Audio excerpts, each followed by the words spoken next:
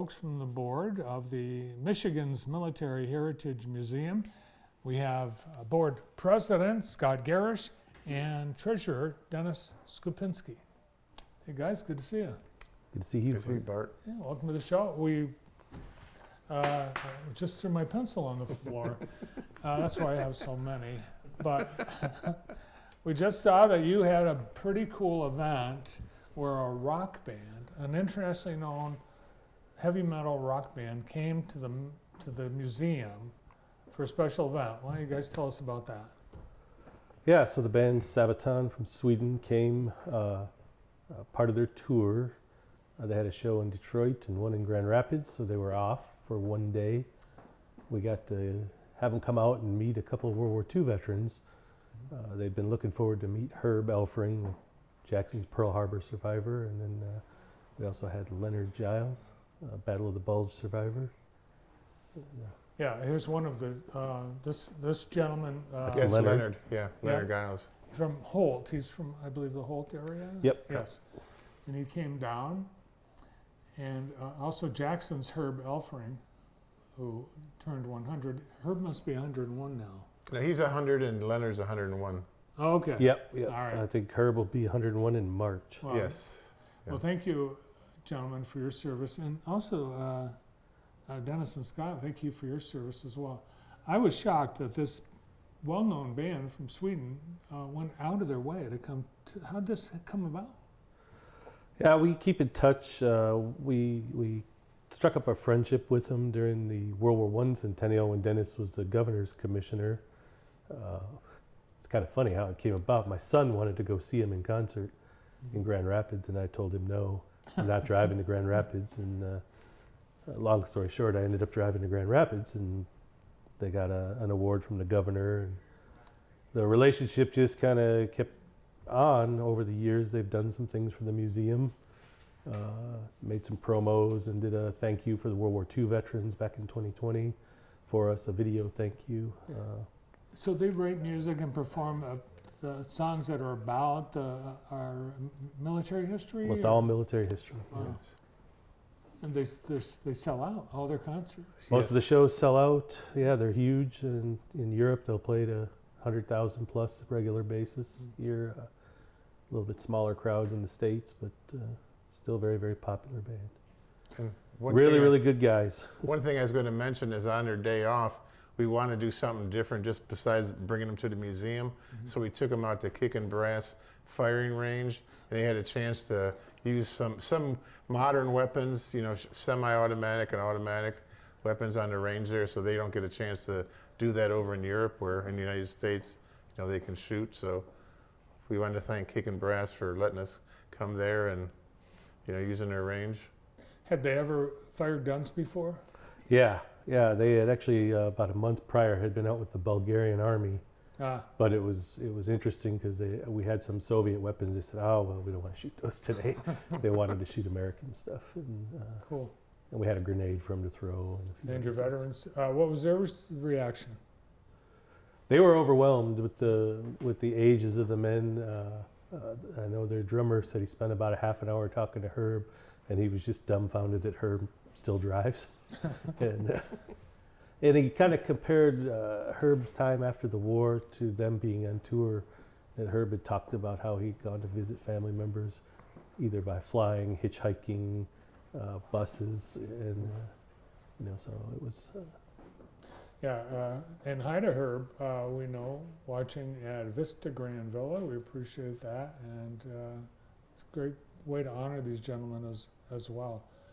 Herb, actually a World War II hero, survived the Pearl Harbor bombing, Yes. and Leonard also survived some close calls, I think at the Battle of the Bulge. Oh, he got wounded then. Yeah. Wounded there. Yeah. In Leonard fact, was both of them, Seriously wounded. their stories are on the links page of our website. So we've interviewed both of them, so we've got their stories. So if you want to know more about either one of the two veterans, you can go, you know, to our webpage, links page, and see the interview. Nice. All right, so something coming up later this year that you wanted to share with our Yes. audience. On Saturday, November 12th at 1 p.m. at the museum, we're doing a Veterans Day ceremony, And what we're doing is Eugene Van Antwerp was one of the two people responsible for making Veterans Day a national holiday in 1938. He was a commander of the National Veterans of Foreign War, along with another veteran of foreign war member, Bert Gerhardt from California. He was a congressman. And so the two got together and got legislation passed, and the President Roosevelt signed it on May 13th, 1938, which made Veterans Day, or Armistice Day, November 11th, a national holiday. So we've got some items from Eugene Van Antwerp, and we're supposed to be getting something, another item from the family, eagle that was flown on the White House flagpole. So we wanted to have a ceremony so people know about the father of Veterans Day was from Michigan, and the close connection Michigan has to Veterans Day.